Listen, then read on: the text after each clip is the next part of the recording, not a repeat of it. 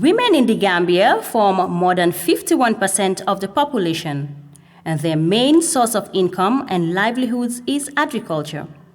There is high level of illiteracy among women, as well as inequitable representation of women in decision-making processes. It has been a very important milestone in terms of the evolution of women getting into male-dominated areas. And they constitute almost 58% of the electorate. They had a representation of 21% in cabinet,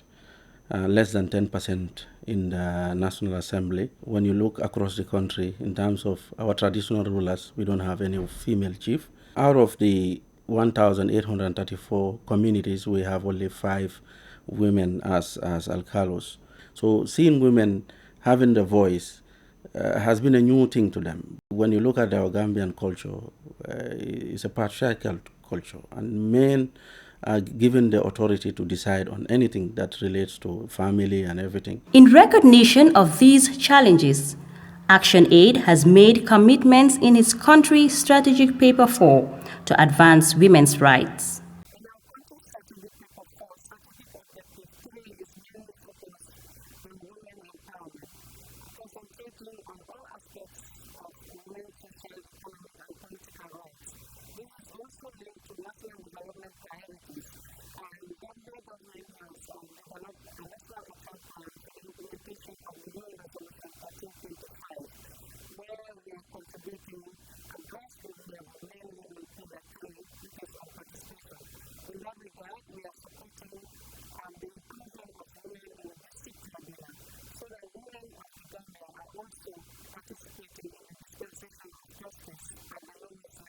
In 2014, ActionAid International The Gambia supported women groups in Central River Region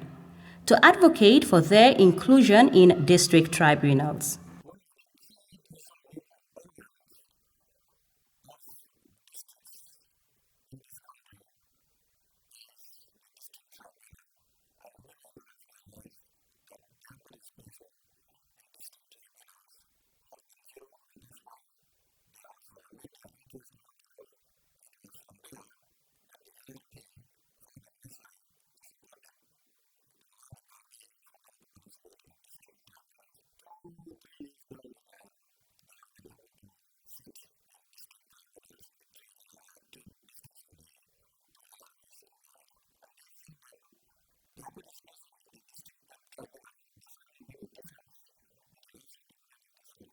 The district tribunals are key decision-making bodies in the districts.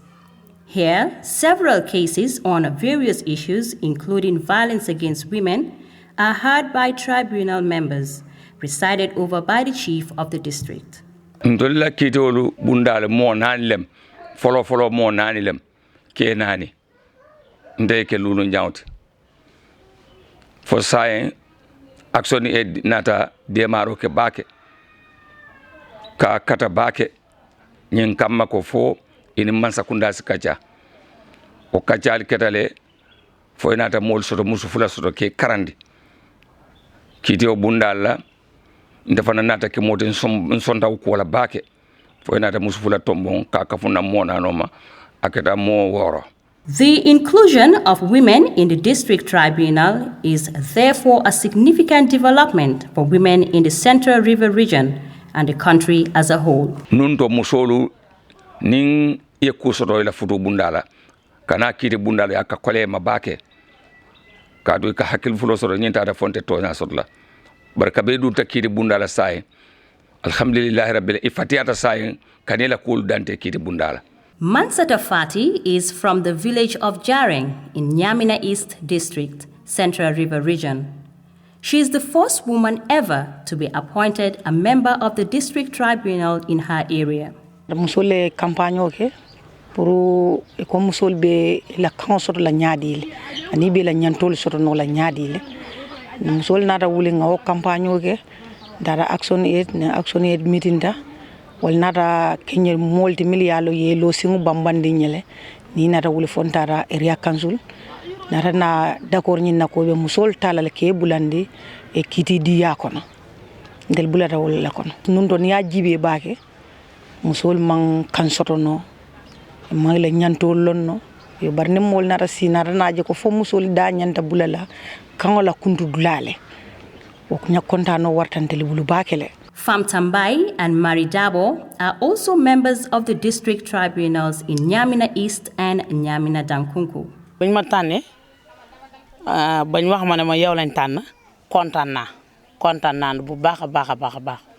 ndax man dama foogoon ni jigéen si biir këram rek si la war a xem waaye mosuma foog ni jigéen war naay mën a dem sa nigaate kaay toog mosuma foog loolu. suma jëkkër moom ba ñëwee ba wax ko dafa kontaan lool dafa sant yàlla jàkka bu may wax lool mu ne ndax jigéen ak góor ñoom ñëpp ñooy xem buñ ma tànnee bis buñ ma tànnee rek altine la bisu altine la alxames bi laa commencé léegi def naa fa 9 weer. nakiti folo nyin ku yang ko to jang aketa musole ning kewo temoti akete temoti nyine la ko muso nyin kata kunto man singole la bari ala o kunto mango aya mabo la bunkono kewo nata taka kunto mango nyin sunya ka samba anata na bula ko no mafana ta la sungo muta aya nati nan jang bari ala nata ke nata ko diamu kewo nyin nata song komin ko kule meya lonko ake barolem bari ko nyi manna na jamfa o nyama baake ala mol nata musunde ngo nyina ko dojo buma ñëw fekk gaay ñi ngi tok buma toogee ni xaw may xam fit bu baax si buma démé rek tok waye bala may joggé fofu yaatu gu baax te chef bi dalal nañu lool ma xamne ba ñëwé ñu jël tok bi chef tok ni ma tok ni te man dama fogoon ne jigéen ma si ñi ma xante rombante chef far chef toog nii ma toog nii mu mel ni chef dafa wàccee boppam si suuf muy yégal ma sax ma firi sant yàlla ba mu bëri gën a kontaan nag.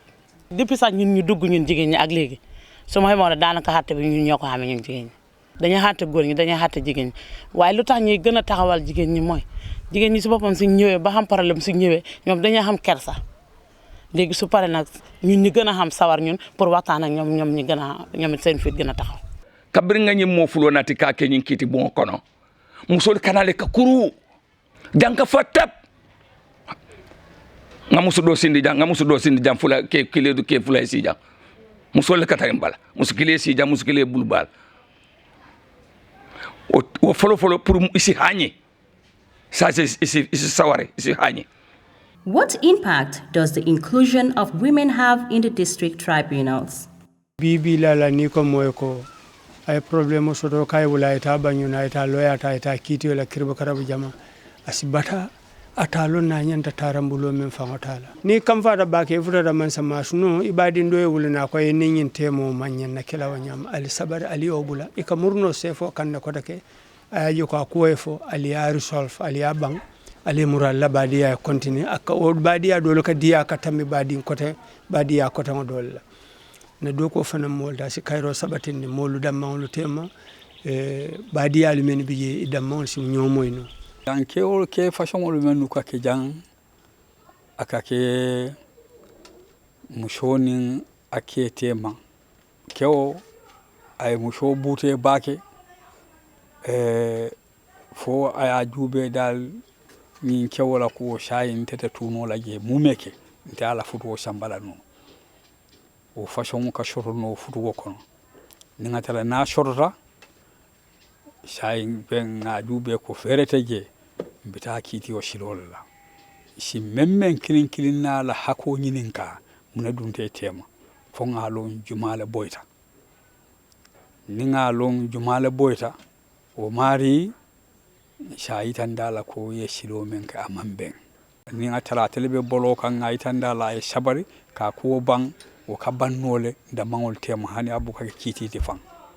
The women tribunal members have been effective in the dispensation of justice. Nun don ya jibe baake ni ko muso alaftata la kiti dula ka sila ka problemo ka tara lar nga kan bar pour ka wuli kata aka kole ya fele ko saka mune mira ha nente tara ben nañu problemo sara la jumale kadun ka kewol dam man je sirinje ni tara ni ndol tara fani la problemo sare ko ñim problème kar la ñi ni ñamuru murun roy ka kewol dam man je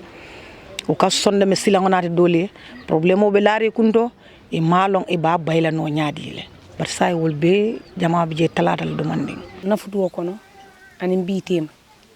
ameta kanto bin siya si sanji mo ni lul si men siya sanji tan saba dal aso si bar bi dem futa nyin cewe mo ko worta tan nate ma di muso fula dinke nane banna di men bebe block na ja nge be wul watel bar wo be ko nani biyantemo ndema frino ate block defta fengo ferandina fudo kondoro ndema soto na block ninna ta wade wad nga na problem wadante ka fanya te sabar nka wakil nka tan ka sabar uta fo ngay mo woro be wuluje sungaro na rasi janni o kasi nga kolko ntede biri bola jamma no bantal bar ni nga nata ko na tata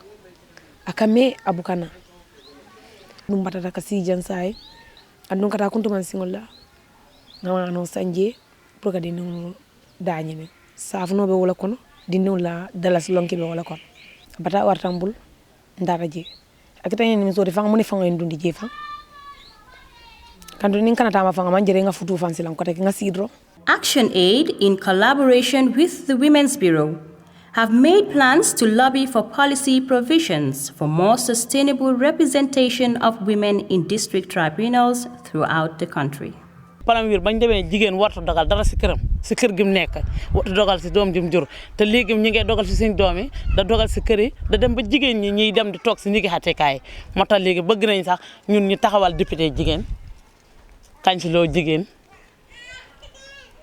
area kañ soo jigéen ba président sax bëgg nañ ko léegi jigéen ñi def ko